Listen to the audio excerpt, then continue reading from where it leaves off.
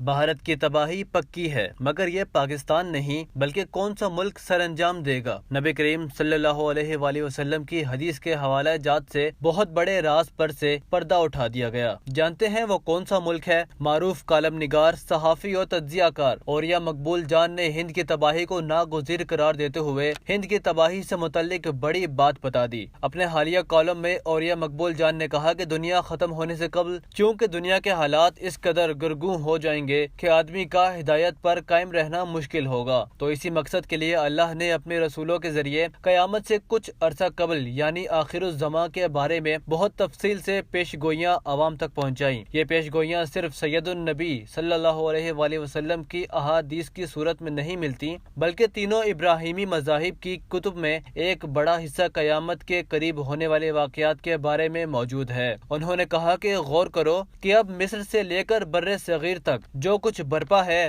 جن خطوں میں قتل و غارت اور تباہی و بربادی ہے، وہ پکار پکار کر بتا رہے ہیں کہ دیکھو سب کچھ تو رسول اکرم صلی اللہ علیہ وآلہ وسلم کی احادیث میں بتائی گئی پیش گوئیوں کی عین مطابق ہو رہا ہے۔ شاید اب کسی کو احادیث کی سند ڈھونڈنے، راوی کے کردار اور نظریات پر بحث کرنے کی ضرورت ہی باقی نہیں رہی۔ انہوں نے اپنے کالم میں لکھا کہ رسول اللہ صلی اللہ علیہ وآلہ وسلم کی ایک حدیث میں سندھ یعنی موجودہ پاکستان اور ہند یعنی موجودہ چین کا بھی ذکر ہے۔ رسول اکرم صلی اللہ علیہ وآلہ وسلم نے فرمایا کہ سندھ کی خرابی ہند سے اور ہند کی خرابی چین سے، اور اگر آج کے تناظر میں صرف اس حدیث کو سامنے رکھ کر حالات حاضرہ کا جائزہ لیں تو پورا منظر کھل کر سامنے آ جاتا ہے۔ اس وقت بھارت کے خلاف سیکیورٹی کونسل میں سب سے توانا آواز چین کی ہے، جس نے اسے اپنے مفادات پر حملہ قرار دیا۔ یہ تناؤ کہاں تک جائے گا؟ یقیناً ہند بھارت کی تباہی تک جائے گا۔ یعنی اس حدیث کے عین مطابق جس میں غزوہ ہند میں ہند کے بادشاہوں کو جکڑنے کا ذکر ہے، بھارت پہلے ہی کئی حصوں میں تقسیم ہو جائے گا اور پھر غزوہ ہند کا آغاز ہوگا۔